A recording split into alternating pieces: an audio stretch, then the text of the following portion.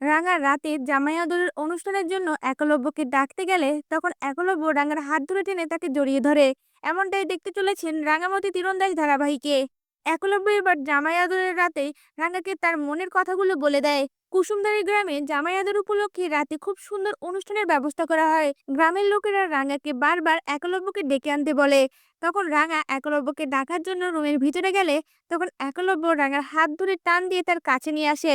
আর তাকে পেছন থেকে জড়িয়ে ধরে বলে ওঠে, রাঙা আজকে আমি তোমাকে আমার মনের কথা বলতে চাই। কথাটা শুনে রাঙা লজ্জা পেয়ে যায় আর সাথে সাথেই বলে ওঠে, কি বলবি বাবু? তখন একলব্য ঘরের দরজাটা লাগিয়ে দিয়ে রাঙাকে বলে ওঠে, তুমি বসো। এই বলে লাকিস থেকে গিফটের প্যাকেটটা বের করে রাঙার হাতে তুলে দেয়।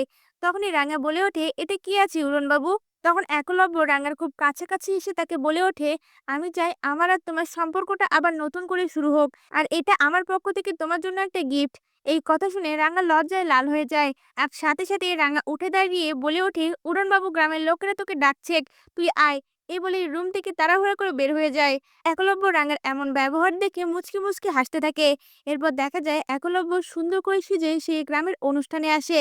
আর তখন অপলক দৃষ্টিতে রাঙা একলব্যর দিকে তাকিয়ে থাকে। আর গ্রামের লোকেরা তখন একলব্যকে টান দিয়ে সেই নাচের জায়গায় নিয়ে আসে। আর একলব্য ও রাঙাকে একসাথে নাচতে বলে। এরপর দেখা যায় একলব্য রাঙা ও গ্রামের লোকেদের সাথে তালে তাল মিলিয়ে নাচতে থাকে। নাচ গানের পর্ব শেষে খাওয়া দাওয়ার আয়োজন করা হয়। সেখানে খাওয়া দাওয়ার সময় রাঙা একলব্যের কাছে গিয়ে বলে ওঠে, কিরে গ্রামের জামাইটো, গ্রামের জামাই আদরটা ভালো লাগছে তো? তখন একলব্য অনেক খুশি হয়ে বলে ওঠে, দারুণ দারুণ। এদিকে একলব্যের বাবাও অনেক খুশি হয়ে যায়। সেই সময়ই রাঙার কাছে একটা ফোন কল আসে। রাঙা ফোনটা রিসিভ করে সেখান থেকে দূরে সরে গেলে তখনই একলব্যের সন্দেহ হয়। এদিকে রাঙাকে পুলিশ অফিসার বলে ওঠে, তোমার মিশনটা তোমার মনে আছে তো? তখনই রাঙা বলে ওঠে, হ্যাঁ মনে আছে। আমার মনে হয় এই গ্রামের গুন্ডা সহদেব ওই চক্রের সাথে জড়িত আছে। আমাদেরকে তাদের ধরতেই হবে। এদিকে একলব্য তখন রাঙার পেছনে এসে রাঙামতি বলে ডেকে ওঠে। রাঙামতি একলব্যের ডাক শুনে চমকে ওঠে আর বলে ওঠে, কি হয়েছে উড়নবাবু? একলব্য তখন রাঙার দিকে তাকিয়ে বলে ওঠে, আর কোনো গন্ডগোল নয় রাঙামতি, আমি চাই না এখানে আর কোনো গন্ডগোল হোক। এই কথা শুনে রাঙামতি অপলক দৃষ্টিতে একলব্যের দিকে তাকিয়ে থাকে আর মনে মনে বলতে থাকে, অসহায় মেয়েগুলোকে তো বাঁচাইতে হইব। এই কথা ভেবে এক দৃষ্টিতে তাকিয়ে থাকে। এরপর দেখা যায় রাঙামতি ছদ্মবেশী পুলিশ অফিসারদেরকে কুসুমদারি গ্রামে ঢুকায়। আর সেখান থেকে লুকিয়ে লুকিয়ে তাদেরকে নিয়ে ভুতুরে গ্রামে ঢুকে পড়ে।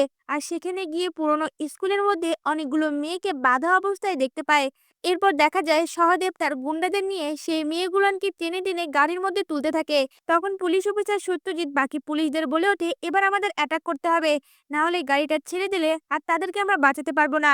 এরপর দেখা যায় পুলিশরা একসাথে বন্দুক হাতে সেই গুন্ডাগুলোর সামনে গিয়ে দাঁড়ায়। আর তাদের দিকে বন্দুক তাক করলে তখনই সহদেব ভয় পেয়ে যায়। আর সাথে সাথেই সেই মেয়েগুলোর মধ্যে একজনকে টান দিয়ে তার মাথায় বন্দুক ধরে সেখান থেকে পালানোর চেষ্টা করে। সেটা দূরে দাঁড়িয়ে রাঙা দেখে ফেলে। আর সাথে সাথেই বলতে থাকে, এবার সহদেব আমি তোরে ছাড়বো না। এই বলে তার দিকে তীর ধনুক তাক করে।